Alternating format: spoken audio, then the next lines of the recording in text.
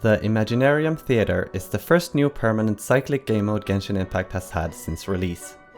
It was released with the second half of patch 4.7 and is a mixture of the standard combat we've come to expect from the Abyss, with roguelike elements where we collect buffs as we move through the different floors, which becomes harder and harder the further in we go. The game mode is located in the lower floor of the Mondstadt library, but once we've completed the quest associated with the game mode, we can directly teleport to the theater lobby.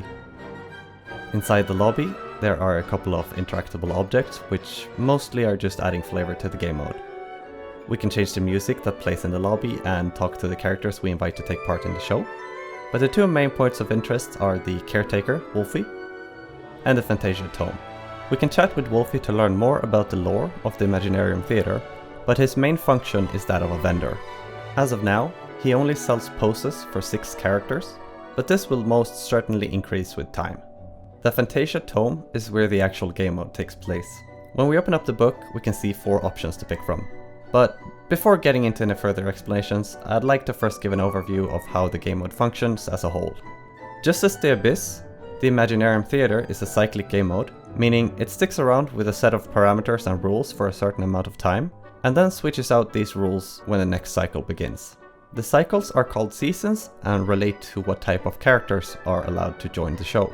For the first season, only Pyro, Electro and Anemo characters are invited to join, meaning we can only use characters with those elements.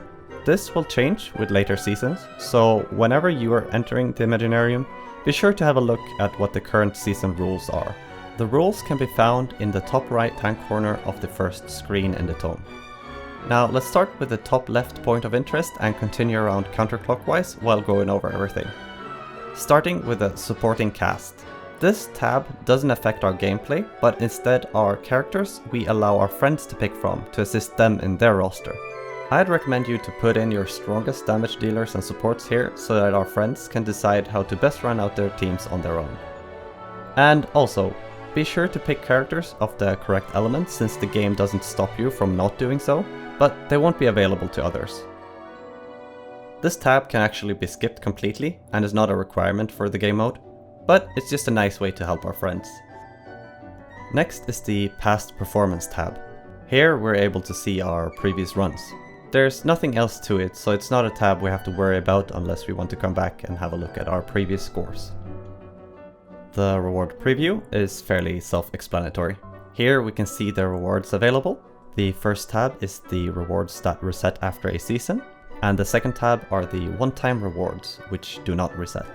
For a complete first-time clear, we have a total of 1,720 Primo Gems to collect, not including the achievements related to the Imaginarium.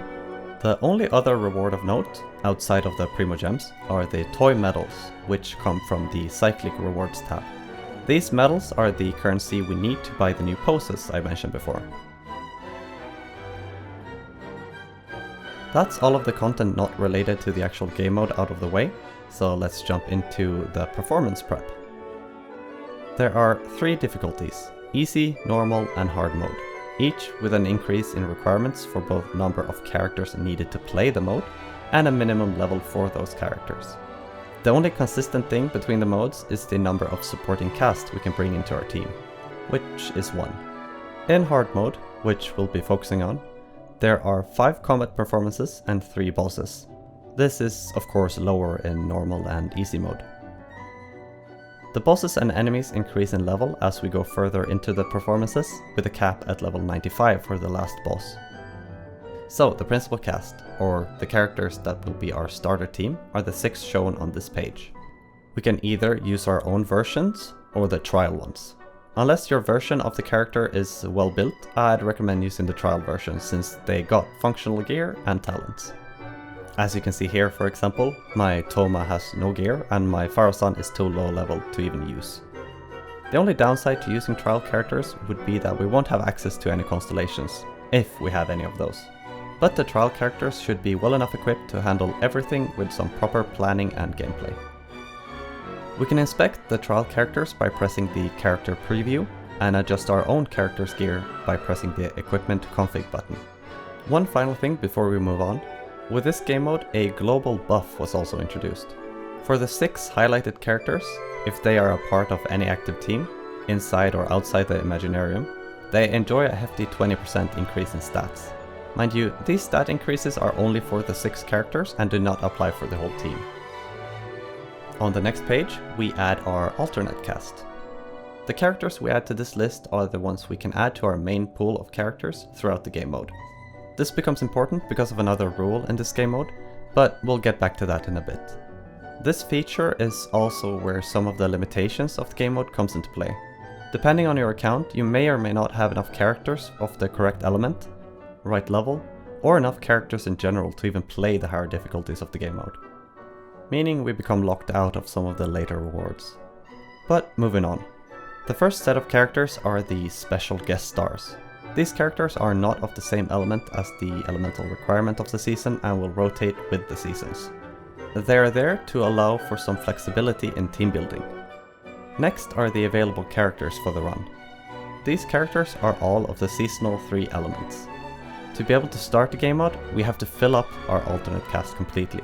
We cannot start a run if we have empty slots here. So in essence, for hard mode we need 11 characters of our own, because we can use one of our friends' characters to help us out. This is where the supporting cast tab comes into play, which we went over before. Whatever our friends have added here comes up for us to use. Before we go into the actual run, I also highly recommend that we take a look at what bosses that we'll be up against during the season by pressing the small question mark up here in the right hand corner. This tab will give us some tips of how to best handle each boss. As an example, the final boss of this season is the Icewind suit, which has a requirement to break a shield, either by normal means, with fire, or with OSHA imbued attacks. Luckily, we have Chlorind on the trial character roster, so as long as we bring her in for the final boss, we have a solid way of handling the shield mechanic for the boss fight. Alright, we confirm our selection of characters and move into the game mode. The first thing that pops out are our 4 central choices. These will either add or subtract from our Fantasia flowers, or in more simple terms, energy. We gain energy by choosing battle cards and lose energy by selecting buffs, companions or caches. Once we select a card, that card will refresh so that we always have 4 cards on hand. In the bottom right hand corner we can refresh all 4 of our cards, but there will always be at least 1 battle card since that's how we advance the acts. In the bottom left we can check out our performance details. Everything from what characters we have available, information about the bosses, what buffs we have and so on. Basic information. But back to the cards. The cards that drain stamina are Companion, Wondrous Boon, and Mystery Caches. First up are the Companion cards, of which there are 3 types. Companion Select lets us pick a character from our pool, corresponding to the element shown on the card. Companion Random lets us pick 1 character out of 2 random ones from our alternate cast. And Companion Select is a selector from which we can pick a single character from our remaining character pool. The next card type is the Wondrous Boons. These cards lets us pick buffs for our team, ranging from very general to more character specific ones. I recommend reading the cards, even if it's just the abbreviated version, so that you make sure that you're giving yourself a bonus instead of hindering your run. And the final type of event cards are the Mystery Caches. These are free, but have a risk of coming with a negative effect in some way. I should also mention here that once we've committed to a type of card, we can't go back. We'll have to pick one of the buffs or characters provided by the card, so no take-backsies when it comes to energy. As for the battle cards, there are Normal, Elite Assault, Defense Sequence and Boss Fights. The Normal and Defense Sequence cards return 80 energy once completed, the Elite Assault returns 110, and the boss cards return 125 energy. The battle stages have a lot of information on them as well, but the most important is the top one, the requirement for clearing the stage. This gives us the stated energy on the card. Then there are secondary objectives, the bonus challenge and the star challenge. If we complete the bonus challenge, it gives us more energy to work with, which can be very nice. And the star challenge is simply there for bragging rights. Neither of the challenges are needed to get all of the final rewards, so as long as we clear the main goal, we can move on to the next stage and collect the associated stage rewards. In some cases, there can also be stage effects. There isn't much to do about these, so we just play around them to the best of our abilities. And sometimes there are also recommendations for what element type may have a better time versus certain enemies. And now for the final important point to mention, which makes the game mode a bit more strategic. Each character in our character pool has a finite number of uses. As we can see here at the very first stage, all of them have 2 points of energy. The number indicates how many times they can be used throughout the whole run. There are some boons that can return energy, but we can't rely on them, so we'll have to play around our limited character use. This is why I mentioned that it's important to know what bosses we're up against. In this case, I know that I want to use Chlorinde versus the final boss, so I can use her in one other chamber before then. When we jump into the actual game mode, we start by controlling our traveler. We run up to the key in the middle of the room, and here we can select our actual team for the chamber. Do take note of that once you hit begin here, there's no countdown. The enemies will spawn instantly, so be ready. Once the chamber is cleared, we get to expand our character pool with a random character, and we move on to the next performance. From this point on, the cycle continues. We spend energy on characters or buffs, and battle our way through each performance, all the way to the end. Oh, and there's one more thing I should mention. If we pick a chamber that we feel like we can't beat for whatever reason, we can use the rewind function, which takes us back to just after a boss fight once per run. This function is good to keep in mind, but hopefully we won't have to use it too often. Now once that we've split everything into smaller sections, it's not that hard to understand.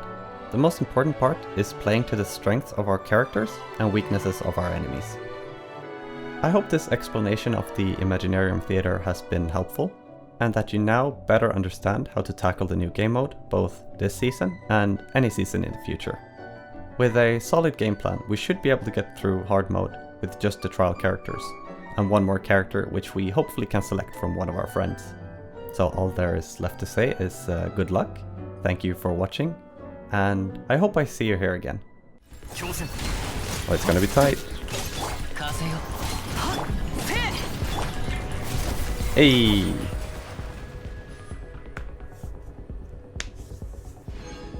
Using using Chlorine's dodge to dodge the slashes or it helped me out a lot. Very nice, very nice.